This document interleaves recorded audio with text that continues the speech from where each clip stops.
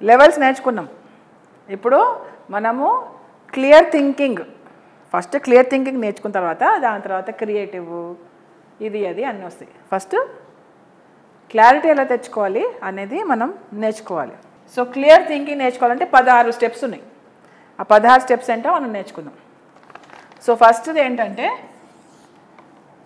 ఏమైనా ఐడియాస్ ఉన్నాయా? ఒక 2-3 చెప్తే ఐడియాస్ వస్తాయి కదా. Okay done. ఓకే, ఎప్పుడు కూడా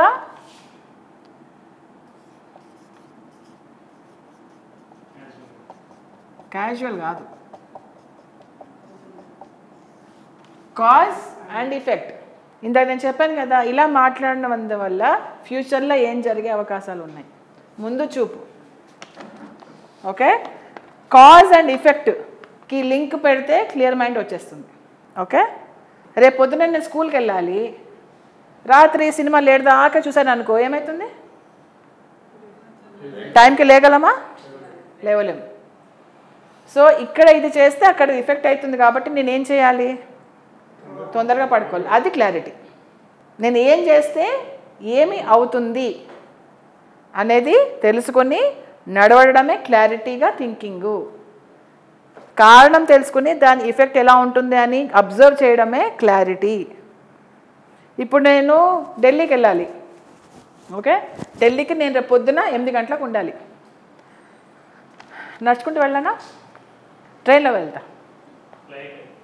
క్లారిటీ ఫ్లైట్, మిగతాది క్లారిటీ లేదు. అంటే కారణం ఏంటి, దాని ప్రతిఫలం ఏమవుతుంది అనేది ముందు చూపుతోటి ఒకవేళ మనం పని చేస్తే మనకి క్లియర్ థింకింగ్ అనేది వస్తుంది. కారణము ఫలితము రెండూ చూడగలిగే మనిషికి క్లియర్ థింకింగ్ వస్తుంది.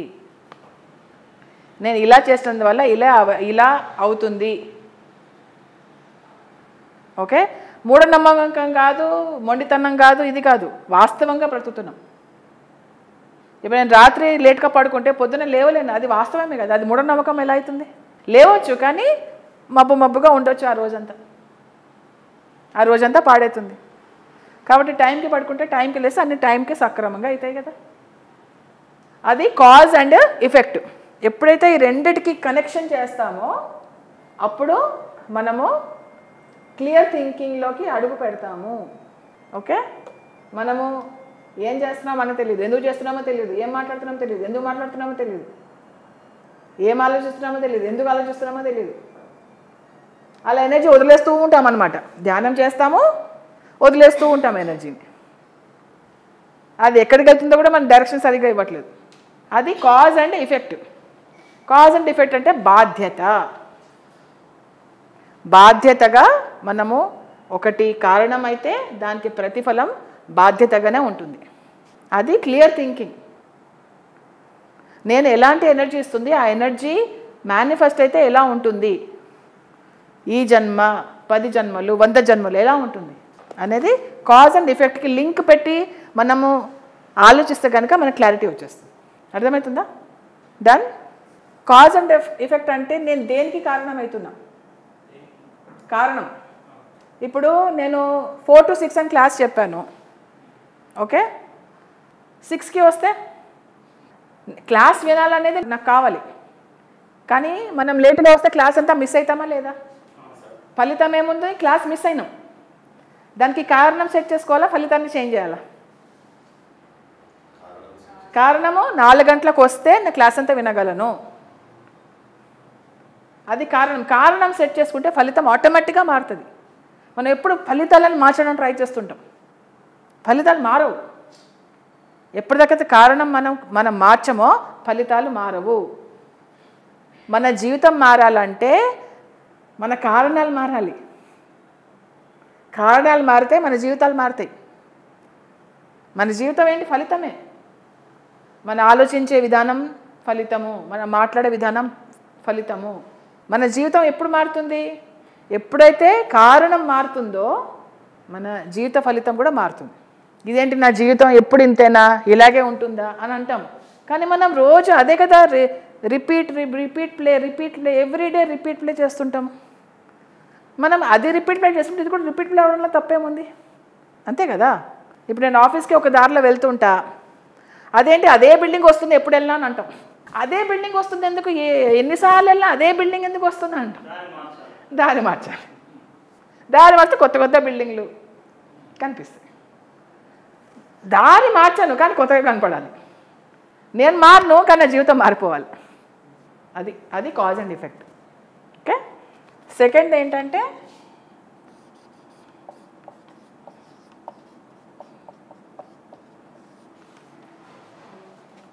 హోల్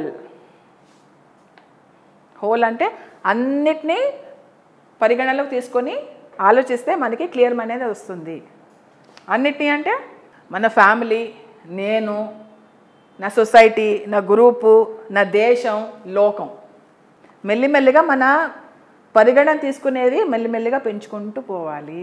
అందరికీ లాభపడేలాగా మనం ఆలోచించడం మొదలు పెడితే అప్పుడు మనకి క్లారిటీ అనేది వస్తుంది. ఓకే. ఇప్పుడు ఈ పేపర్ ఉంది, ఈ పేపర్ని నేను ఇక్కడి నుంచి చూస్తున్నాను, నాకు ఎలా కనిపిస్తుంది? పెద్దగా కనిపిస్తుంది. అక్కడి నుంచి చూస్తే, అక్కడి నుంచి చూస్తే, ఆకాశం నుంచి చూస్తే, అంతరిక్షం నుంచి చూస్తే అసలు కనపడదు ఇది. సో అన్నిటినీ పరిగణలోకి తీసుకునే నిర్ణయాలు తీసుకోవాలి. ఇది మనకి ఎదురుగుండా ఉంది కాబట్టి చాలా పెద్దగా కనిపిస్తుంది, కానీ మనం ఇది పెద్దగా మనకి ఎదురుగుండా ఉంది కాబట్టి దీని గురించి ఎక్కువ ఆలోచిస్తుంటాము. దీని గురించి ఎక్కువ ఆలోచిస్తుంటే నాకు వేరే వాళ్ళు ఏం కనపడదు, వేరే వాళ్ళని పరిగణలోకి నేను తీసుకోను. అర్థమవుతుందా? వేరే దేన్ని కూడా నేను పరిగణలో తీసుకున్నాను, ఎందుకంటే ఇది నాకు ఎదురుగుండా ఉంది కాబట్టి. తొలగించక్కలే. దీన్ని చూడండి, అందరినీ చూడండి, అన్నిటినీ చూడండి, అన్నిటినీ పరిగణలోకి తీసుకుని చూడాలి. సజ్జన సంగతి కాదు, చూడడం, దృష్టి. ప్రతి ఒక్క విషయాన్ని పరిగణలోకి తీసుకుని ఆలోచిస్తే మనకి క్లియర్ మైండ్ అనేది వస్తుంది. ఓకే. ఇప్పుడు పత్రిజీ ఉన్నారు, అందరినీ పరిగణలోకి తీసుకున్నారు, కొంతమందిని పరిగణలోకి తీసుకున్నారా? మరి క్లారిటీ వచ్చిందా లేదా ఆయనకి? అందరికీ కావాల్సింది ఏంటి? ధ్యానము చెప్పేస్తే అయిపోయా, అంతే కదా. అందరికి కావాల్సింది ఏంటి? ధ్యానము. అందరికి కావాల్సింది ఏంటి? పిరమిడ్ శక్తి. అందరికి కావాల్సింది ఏంటి? శాకాహారం. క్లారిటీ. ఇప్పుడు నేను ఇదే రూమ్లో ఉన్నాను అనుకో, మీకు ఈ అమ్మాయికి వేరే కావాలి, మీకు వేరే కావాలి, మీకు వేరే కావాలి, మీకు వేరే కావాలి, మీకు వేరే కావాలి. అందరికి పనికి వచ్చేది ఏంటి? ధ్యానం. సో ఒక బిగ్ పిక్చర్లో చూడడము మనము మొదలు పెట్టాలి. సెల్ఫ్ ఇంట్రెస్ట్ వదిలేసి పబ్లిక్ ఇంట్రెస్ట్ ఉండాలి. నీకు ఏదైతే నేను పరిష్కార మార్గం చూపిస్తున్నానో అది నాకు కూడా పనికి రావాలి. నాకు ఉన్న పరిష్కార మార్గం ఏదైతే ఉందో అది నీకు కూడా పనికి రావాలి, అది అందరికీ పనికి రావాలి. సో ఇలా చేసినప్పుడు మన థింకింగ్ పవర్ ఏమంటే ఒక మంచి దర్శనాలను తయారు చేస్తుంది. విజన్ ఒకటి క్రియేట్ చేస్తుంది. పత్రిజీ విజన్ ఎలా ఉంది? ఒక మదర్ తెరిసా విజన్ ఎలా ఉంది? ఒక వివేకానందుడి విజన్ ఎట్లా ఉంది? ఒక భగత్ సింగ్ విజన్ ఎలా ఉంది? విజన్ ఒక సైనికుడిలాగా భగత్ సింగ్ చూస్తున్నామా, ఆయన విజన్ ఎలా ఉందో దాన్ని బట్టి ఆయన గొప్పోడయ్యాడు. మన వరకు మనకి మన థింకింగ్ రైట్ అనిపించవచ్చు, కానీ ఫ్యామిలీ పరంగా, గ్రూప్ పరంగా, సొసైటీ పరంగా, దేశపరంగా, లోకపరంగా మీరు రైటా? అప్పుడు కూడా అందరికీ రైట్ ఉండేలాగా ఆలోచించాలి. అప్పుడు క్లారిటీ థింకింగ్ అనేది వస్తుందన్నమాట. సో ప్రకృతికి పనికొచ్చేలాగా, జంతువులకి పనికొచ్చేలాగా, మానవ జాతికి పనికొచ్చేలాగా మనం ఆలోచించడం మొదలుపెట్టాలి.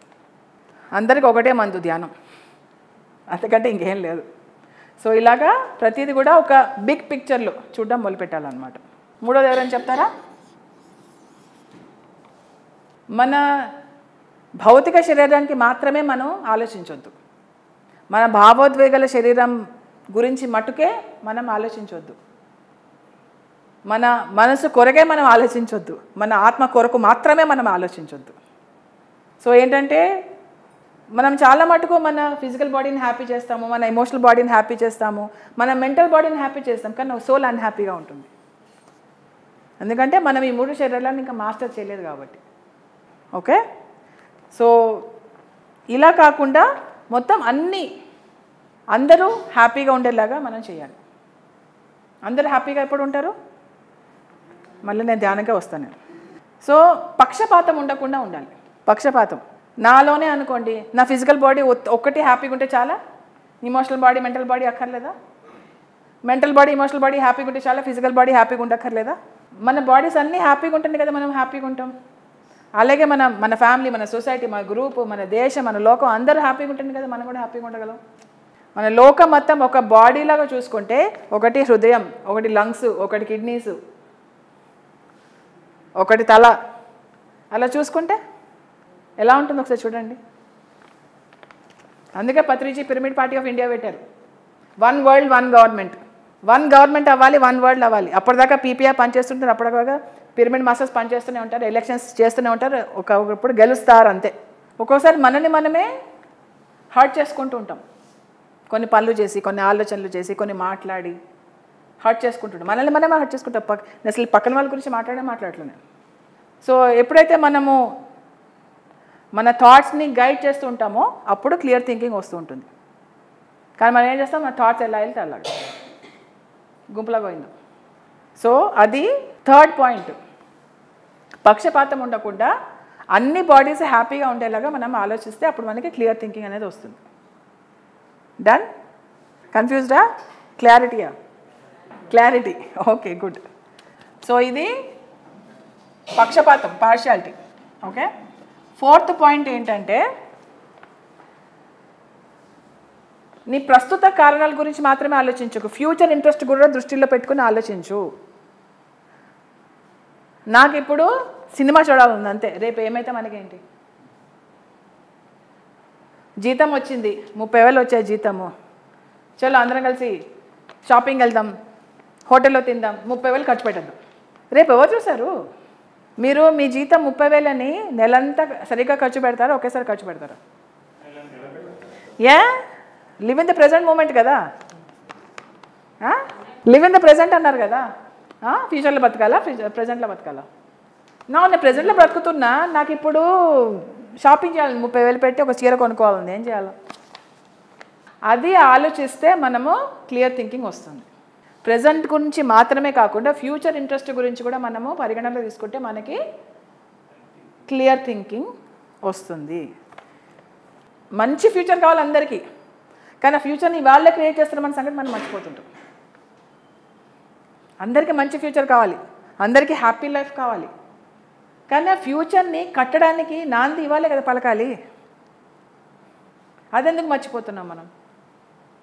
అది మర్చిపోయి మనం అందరం ద్వేషిస్తున్నాము, ఈర్ష్య చెందుతున్నాము, ఒకళ్ళొకళ్ళ కిందకి లాగుతున్నాము, కోట్లాడుకుంటున్నాము, పగల ప్రతీకారాలు తీర్చుకుంటున్నాము. కానీ భవిష్యత్తు మాత్రం మంచి కావాలి. నీ యాక్షన్స్ వల్ల ఫ్యూచర్ ఎలా ఎఫెక్ట్ అవుతుంది అనేది ఆలోచించాలి. మీరు ఇక్కడికి వచ్చినందువల్ల మీ ఫ్యూచర్ ఎలా ఉంటుంది? ఈ క్లాస్ అటెండ్ అయ్యారు, విన్నారు, మీ ఫ్యూచర్ ఎలా ఉంటుంది? కొంచెం క్లారిటీతో ఉంటుందా లేదా? కొంచెం ఎక్కువ కాకపోయినా ఏదో కొద్దో గొప్ప, ఎంత అడిగితే అంతే కదా ఉంటుంది కదా. మీరు ఒకళ్ళ క్లాస్కి రాకపోతే ఎలా ఉన్నారో అలాగే ఉంటారు, మూమెంట్ ఉండదు అక్కడ. సో మీ యాక్షన్స్ వల్ల మీ ఫ్యూచర్ ఎలా ఉంటుంది అనేది ఇప్పుడు తెలుసుకోవాలి మీరు. అది సో అలాగా future days, future months, future years, future lifes now అందుకే దాన్ని ప్రెజెంట్ అంటారు, గిఫ్ట్ అంటారు. వచ్చే ఏళ్లలో హ్యాపీగా హెల్తీగా ఎలా ఉండొచ్చు అనేది ఇప్పటి నుంచి ప్లాన్ చేసుకోండి. ఇప్పటి నుంచి అలాగే జీవించండి, లోపల బయట రెండు, ఉత్త బయట నటించడం కాదు. ఓకే. 5వది, కొత్త పాయింట్స్ ఉన్నాయి కదా, అన్నీ చెప్పలేకపోతున్నారా ఆన్సర్స్? 5th పాయింట్ చెప్పండి, ట్రై చేయండి పోనీ.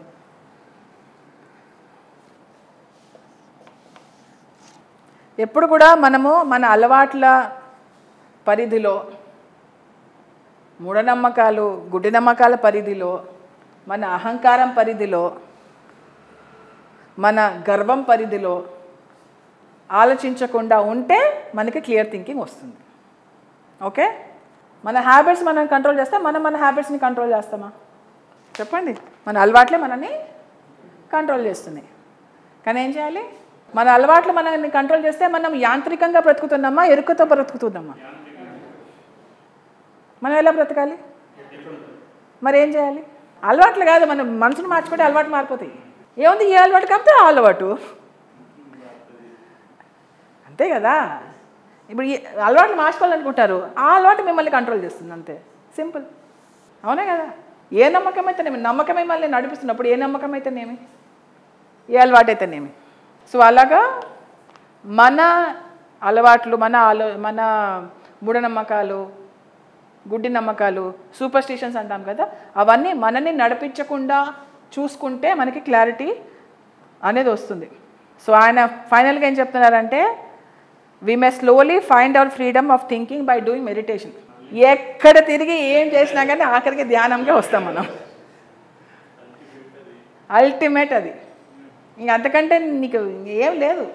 సో మెడిటేషన్ అనేది ఏం చేస్తుందంటే మనకు ఒక డిసిప్లిన్ అనేది వస్తుంది. థింకింగ్ని ఎక్సర్సైజ్ చేపిస్తాం మనం, థింకింగ్ని పని చేపిస్తాం మనం, థింకింగ్ తోటి శ్రమ చేపిస్తాం మనం. ఓకే, అది ఏం చేస్తుంది? ధ్యానం చేస్తుంది. ధ్యానం నుంచి బయటకు వచ్చిన తర్వాత ఆ ఎనర్జీని మనము కరెక్ట్గా ఛానల్ చేసుకొని కరెక్ట్ వాటిల్లో ఏది చేయకూడదో, ఏది చేయాలో, ఏది ఆలోచించాలో, ఏది ఆలోచించకూడదు దానిపైన ధ్యాస పెడితే మన ఎనర్జీ కరెక్ట్గా యూటిలైజ్ అవుతుంది అనమాట. ఓకే, సో ఓకే, ఇక్కడ ఒక ఇంట్రెస్టింగ్ టాపిక్ ఉంది. మీకు ఒక అలవాటు ఉంది సార్, అది ఏదన్నా అలవాటు అవ్వనండి, పుస్తకాలు ఎక్కువ చదవడము లేకపోతే ఏదన్నా అలవాటు అయి ఉండవచ్చు.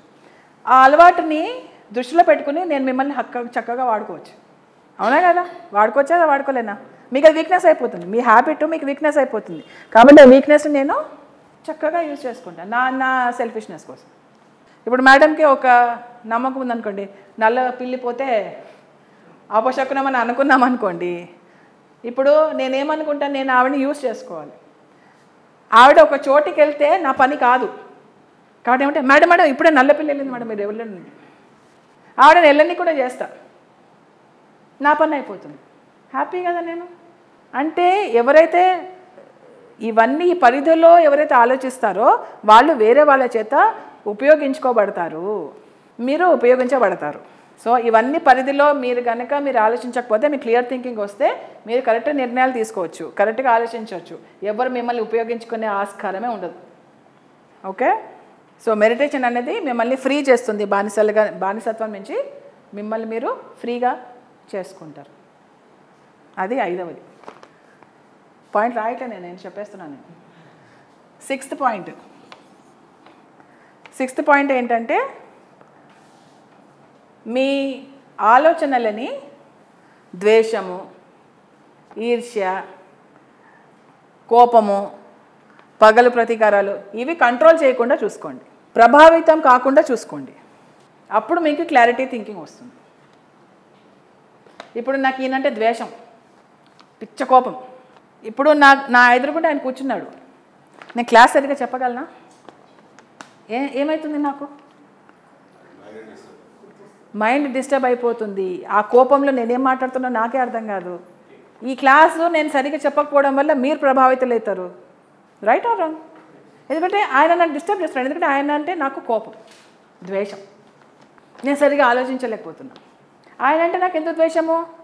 ఏదో నన్ను కొట్టాడో తిట్టాడో ఏదో చేస్తుంటాడు కాబట్టి నాకైనా ద్వేషం ఉండొచ్చు. కానీ ఆ పరిస్థితిని నేను ఎందుకు ఆకర్షించాను? నేను కూడా ఎవరికొకరికి అదే చేశాను కాబట్టి నాకు ఇలా ఆకర్షించాను. దాంట్లో ఆయన తప్పేముంది? నేను పరిస్థితిని ఆకర్షించాను, మనిషిని కాదు. ద్వేషం ఎలా? అలాంటి అర్థం చేసుకునే తత్వం ఉన్నప్పుడు క్లాస్ సజావుగా దొరుకుతుంది, క్లారిటీ థింకింగ్ అనేది వస్తుంది.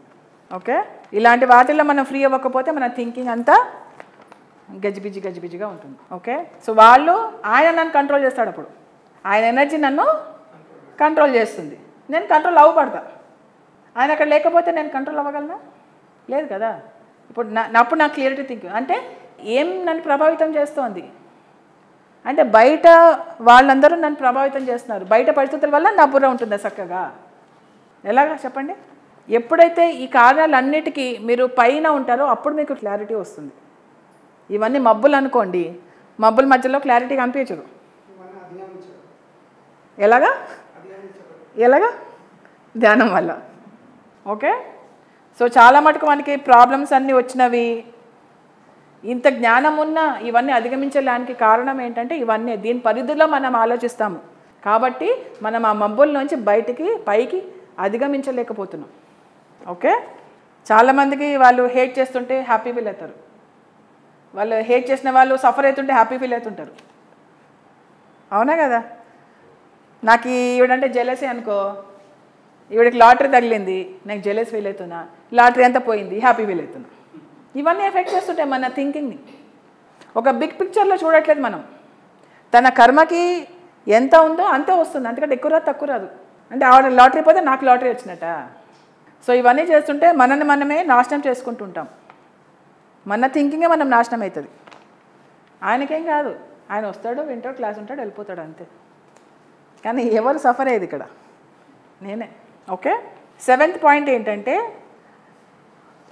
మీరు ఎప్పుడన్నా ఏదన్నా ఆలోచించే ముందర, నిర్ణయం తీసుకునే ముందర ఒక్కసారి ఒక హ్యాపీ మూడ్లోకి వెళ్ళిపోండి. ఈ నిమిషం మీరు ఒకసారి ఒక హ్యాపీ మూడ్లోకి వెళ్ళిపోండి. ఒక 2 నిమిషాలు కళ్ళు మూసుకొని మీకు మంచి అనుభూతినిచ్చే ఒక ఆలోచన కానివ్వండి, ఒక హ్యాపీ మూడ్ కానివ్వండి, ఒక ఆనందం తెచ్చే ఒక అనుభూతిని మీరు ఒకసారి మీరు గుర్తు చేసుకోండి. బ్యూటిఫుల్, హ్యాపీ, జాయ్ఫుల్, ఉల్లాసంగా, ఉత్సాహంగా ఉండే ఒక అనుభూతి, ఒక ఆలోచన ఏదైనా ఎంచుకోండి. ఆనందంగా ఉన్నారు, హ్యాపీగా ఉన్నారు, ఎంత చక్కని అనుభూతో. ఇప్పుడు మెల్లిగా కళ్ళు తెరవండి. ఇప్పుడు ఆలోచించండి, ఇప్పుడు నిర్ణయం తీసుకోండి. మనము తప్పులు చేసేది ఎప్పుడు క్షణిక ఆవేశాలలో, అవునా కదా? మన ఎమోషన్స్ను మనము అధిగమిస్తాయి కాబట్టి ఆ ఎమోషన్ ఇక్కడ రియాక్ట్ అయిపోతాను వెంటనే. ఇప్పుడు నన్ను లేచి ఆయన తిట్టారు, నేను కూడా తిట్టాలి.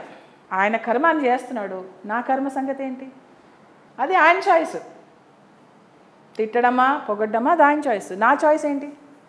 రియాక్ట్ అవ్వకుండా రెస్పాండ్ అవ్వాలి. రెస్పాన్స్ ఎక్కడి నుంచి వస్తుంది? హృదయం నుంచి వస్తుంది. రియాక్షన్ అనేది ఎమోషనల్ బాడీ నుంచి వస్తుంది, రెస్పాన్స్ అనేది హృదయం నుంచి వస్తుంది. ఇప్పుడు నేను ఈయన సేమ్ లెవెల్లో, నేను ఈయన సేమ్ మైండ్ లెవెల్లో ఉన్నామనుకోండి, మాకు తగాదాలు వస్తాయి. ఈయనకంటే నేను కొంచెం హైయర్ లెవెల్ మైండ్లో ఉన్నామనుకోండి, నేనేం చేస్తా అర్థం చేసుకుంటా. Okay, no problem. ఓహో అలా ఫీల్ అవుతున్నావా? It's okay, it's okay, no problem అని చెప్పేసి వెళ్ళిపోతా. పర్సనల్గా తీసుకోను, బయట కూడా ఇంటర్నల్ రియాక్షన్ ఏముండదు, ఎక్స్టర్నల్ రియాక్షన్ కూడా ఏముండదు. సో అలాగా ఏదన్నా కానీ ఇక్కడ ఏం రాస్తారంటే, ఏదన్నా కానీ వినాశకరమైన యాక్షన్స్ ఎప్పుడు ఉంటాయంటే, మీరు ఎప్పుడైతే వీటన్నిటి పరిధుల్లో ఎప్పుడైతే నిర్ణయాలు తీసుకుంటారో అప్పుడు వినాశకరమైన రిజల్ట్స్ ఉంటాయి.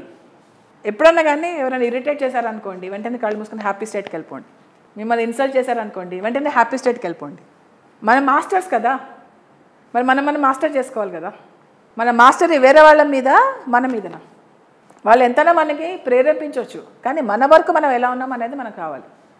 ఓకే, సో ఇలా హ్యాపీగా జాయ్ఫుల్ మూడ్లోకి, జాయ్ఫుల్ స్టేట్లోకి వెళ్ళిపోండి. లేదా ఒక నేచర్ని ఊహించుకోండి, అక్కడ వాటర్ ఫాల్స్ ఉన్నాయి, చక్కగా డియర్స్ అన్నీ కలుగుతున్నాయి, చక్కని వాటర్ ఫాల్స్లో మీరు ఉన్నారు, చక్కని బటర్ఫ్లైస్ తిరుగుతున్నాయి, బర్డ్స్ ఉన్నాయి, చెట్లు ఉన్నాయి, నదులు ఉన్నాయి. ఆహా ఎంత బాగుందో. ఓకే, నా ఇప్పుడు ఏంటి చెప్పు? టెక్నిక్ ఇది అంతా. ఇది వాస్తవంలో బ్రతకకపోవడం కాదు, రియాక్షన్ నుంచి బయటకు రావడం అంతే. 8వది, ఎప్పుడు కూడా మన జాతి, దేశం, కల్చరు, ట్రెడిషన్సు, రిలీజియస్ బ్యాక్గ్రౌండు ఈ పరిధిలో ఆలోచించకుండా ఉంటే మన క్లారిటీ వస్తుంది. కానీ మనం ఎలా ఆలోచిస్తాం? కీ తిప్పా నడిచా. సో అలాగా మనము ఈ పరిధిలో ఆలోచించకుంటే మనకి క్లియర్ థింకింగ్ అనేది వస్తుంది. సో అలా చేసి ఉండడం వల్ల మనకి మన కాన్షియస్నెస్ అంటే మన చైతన్యం కూడా పెరుగుతూ ఉంటుంది అనమాట. పెరగడం అంటే ఏంటి? మెల్లిమెల్లిగా అవే ఊడిపోతుంటాయి. మీరు దాన్ని ఊడింపజేయాల్సిన అవసరం లేదు, దులపక్కర్లే, అవే ఊడిపోతూ ఉంటాయి. పైకి వెళ్ళే కొద్దీ చెత్తంతా అదే ఊడిపోతూ ఉంటుంది. సో చేయవలసిన దాని మీద ధ్యాస పెట్టండి, చెత్త మీద ధ్యాస పెట్టకండి. ఎందుకంటే ఎనర్జీ ఫాలోస్ థాట్. ఏది ఆలోచిస్తావో దానికి ఎనర్జీ వస్తుంది. మనం ఏది పెంచుదాం అనుకుంటున్నామో దాని మీద ధ్యాస పెడితే అది పెరుగుతుంది. మీరు ఏది పెంచాలనుకుంటున్నారో దాని మీద ధ్యాస పెట్టండి. ఇప్పటిదాకా దేని మీద ధ్యాస పెట్టారు, ఇప్పుడు మన జీవితం ఎలా ఉంది, జీవితం మారాలంటే ఇంకా దేని మీద ధ్యాస షిఫ్ట్ చేయాలి అనేది ఆలోచించండి. 9వది ఏంటంటే, ఎప్పుడు కూడా మిమ్మల్ని మీరు మోసం చేసుకోకండి, వేరే వాళ్ళని మోసం చేయకండి. అది చిన్న మోసమా పెద్ద మోసమా కాదు, మోసమే. మళ్ళీ ఎలాంటి మోసాలని అడగవచ్చు మీరు, అలాంటివి ఏం లేవు. రేపు నేను చాలా సాడ్గా ఉన్నా, నేను చాలా హ్యాపీగా ఉన్నా, సాడ్గా ఓకే, సాడ్ హ్యూమన్ బీయింగ్స్ మనము 24 hours హ్యాపీగా ఉంటామా మనము? అది ఎన్లైటెడ్ మైండ్లో ఉంటాం.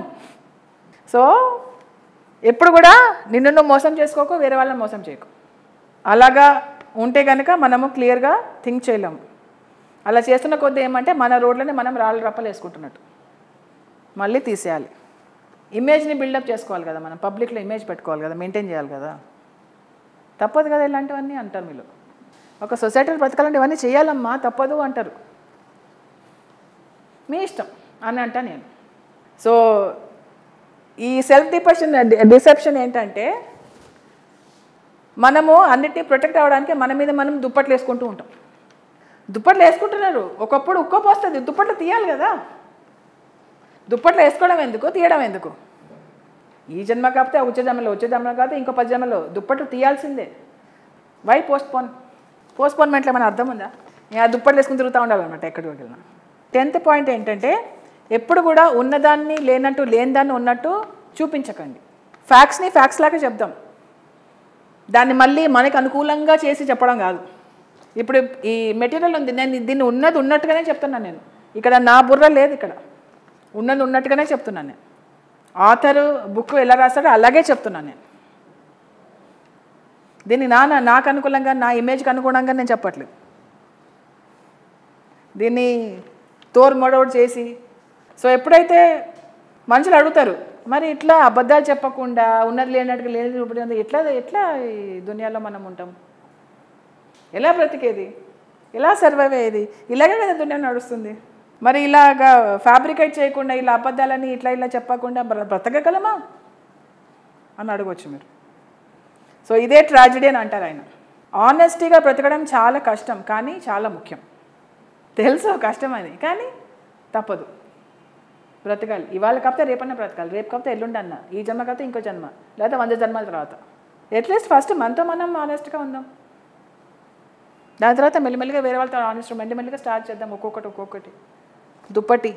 సో అలాగా చేసే కొద్దీ మన మైండ్ క్లియర్ అవుతూ ఉంటుంది. ఓకే, అప్పుడు మనము హ్యాపీగా, హెల్తీగా, సక్సెస్ఫుల్గా ఉంటాం అన్నమాట. నెక్స్ట్ 11th, సార్ మీకు నా క్లాస్ చాలా నచ్చింది సార్, మీరు నన్ను చాలా పొగడేస్తున్నారు, మునగ చెట్టు ఎక్కించేస్తున్నారు. ఓకే, ఎక్కించేసి మీరు నన్ను మితిమీరి పొగడడం వల్ల నా థింకింగ్ మారకూడదు, దాని ప్రభావంలో నేను రాకూడదు. ఇప్పుడు మామూలుగా థింకింగ్ వాళ్ళకి ఏంటంటే, ఇప్పుడు ఆయన నన్ను పొగిడారనుకోండి, ఆయన పట్ల నేను కొంచెం పక్షపాతం వహిస్తాను. అరే నా భలే పొగుడుతున్నారబ్బా నాకు అని. సో నేనేం చేస్తా, నా థింకింగ్ మారిపోతుంటుంది, నా క్లారిటీ ఉండదు. సో లంచం అనేది ఏ రూపంగానే ఇవ్వచ్చు.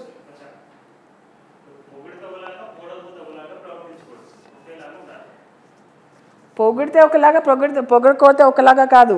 దేనివల్ల కూడా నీ క్లియర్ థింకింగ్ అనేది చెదరకూడదు,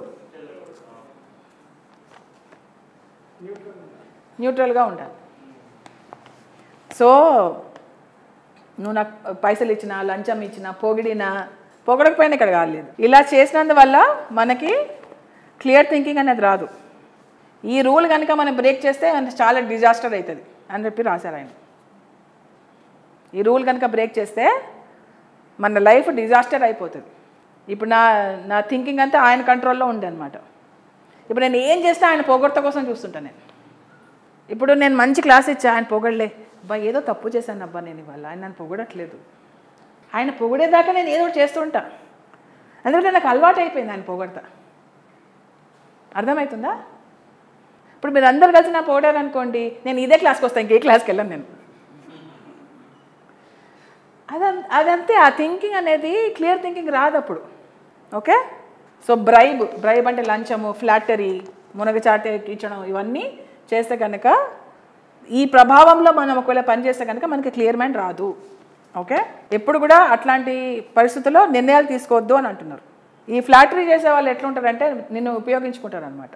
అంటే నేను పొగిడితే ఒకలాగా చేస్తుంది, నేను పొగడకపోతే ఒకలాగా చేస్తుంది, కాబట్టి నా పని చేయించాలంటే ఇవన్నీ పొగిడితే చాలా అయిపోతుంది, కరిగిపోతుంది, నా పని అయిపోతుంది, అంతే కదా.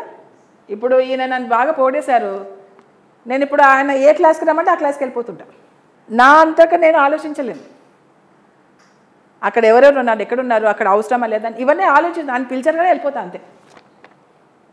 ఎందుకు? ఆయన పొగుడతాడు కాబట్టి, ఆయనకు లంచం ఇస్తాడు కాబట్టి. Okay, understood. 12th ఏంటంటే, ఎప్పుడైనా కానీ ఆలోచించే ముందర ఒక్కసారి మీ లోపల ఉన్న ఆత్మని అడగండి, మీ లోపల ఉన్న హృదయాన్ని అడగండి. ఆలోచించే ముందర, ఏదైనా నిర్ణయం తీసుకునే ముందర మీ హృదయాన్ని, మీ ఆత్మను అడగండి. దేవుడి దృష్టిలో మీ ఆలోచించేది కరెక్టా కాదా, దేవుడి దృష్టిలో హయ్యర్ పర్పస్ అనేది ఉందా లేదా అనేది తెలుసుకుంటూ ఉండాలి. అంటే ఏంటి అర్థము? లైట్ ప్రభావం వల్ల మీరు ఆలోచిస్తున్నారా, డార్క్నెస్ ప్రభావం వల్ల మీరు ఆలోచిస్తున్నారా? ఇప్పుడు దేవుడు అనేది లైటా కాదా?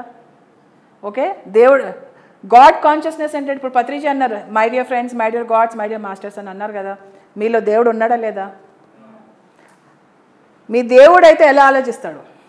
మీ దేవుడు అయితే ఎలా నిర్ణయం తీసుకుంటాడు? ఎలాంటి నిర్ణయం తీసుకుంటాడు? ఎలాంటి ఆలోచనలు వస్తాయి? ఆ లైట్లో మీరు మీ మనసు పని చేయాలి. అప్పుడే క్లారిటీ థింకింగ్ అనేది వస్తుంది. ఓకే, అప్పుడు ఎప్పుడైతే నువ్వు ఆ లైట్లో నువ్వు నిర్ణయాలు తీసుకుంటావో, ఆలోచిస్తావో, అప్పుడు కరెక్ట్గా ఎవరిని మిస్లీడ్ చేయకుండా వాస్తవాల్లో మనం ఆలోచిస్తాము, ఉంటాం. ఓకే, ఇది కూడా 13వది కూడా సేమ్ సిమిలరే. ఎప్పుడు కూడా మీ హృదయాన్ని చెక్ చేసుకోండి.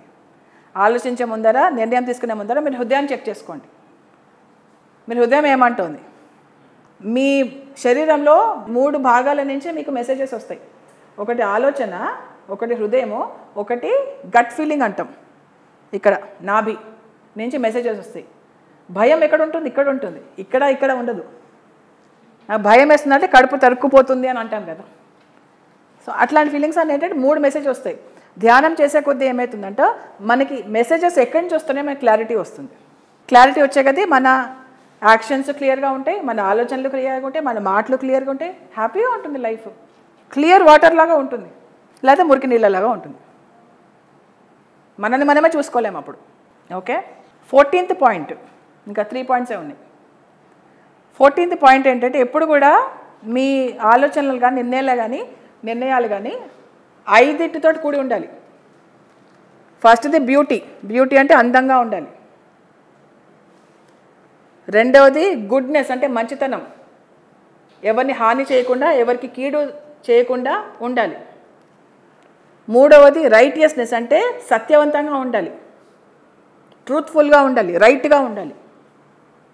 నాలుగవది జాయ్, ఆనందం ఇచ్చేటట్టుగా ఉండాలి, మీరు ఆనందంగా ఉండాలి, అందరూ ఆనందంగా ఉండాలి. ఓకే, ఐదవది ఫ్రీడమ్ అంటే నిన్ను స్వతంత్రంగా చేసుకుంటూ వేరే వాళ్ళు కూడా స్వతంత్రత ప్రసాదించేలాగా ఉంటే మనకి క్లియర్ థింకింగ్ అనేది వస్తుంది.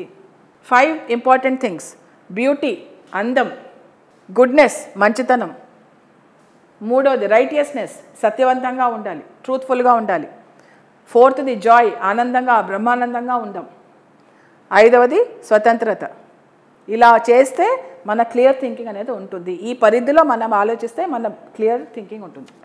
ఓకే, 15వది ఏంటంటే ఎప్పుడైనా కానీ మీరు ఆలోచించే ముందర, డెసిషన్స్ తీసుకునే ముందర సైలెన్స్ మెయింటైన్ చేయండి.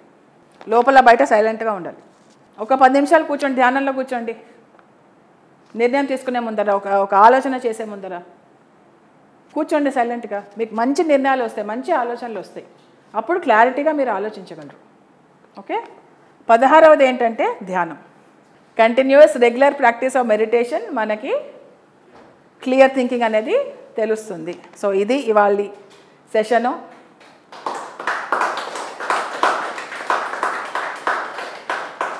మీరు మమ్మల్ని పొగడేస్తే మరి ఇక్కడికే వస్తాను, నేను ఎక్కడికి పోను. సో నచ్చిందా సబ్జెక్టు? అదే అండి వాళ్ళ సబ్జెక్టు, క్లియర్ థింకింగ్ అంటే స్పష్టమైన ఆలోచన. సబ్జెక్ట్ బాగుందని మీరు ఆశిస్తే మీరు కింద కమెంట్స్ వేయండి. నచ్చలేదనుకుంటే నో ప్రాబ్లం. కానీ ఇది వాస్తవము. మనం ఇలాగా మన మైండ్ క్లియర్ చేసుకుంటూ వెళ్దాము. ఇట్లు మీ పరిణిత పత్రి అండి. నమస్కారం.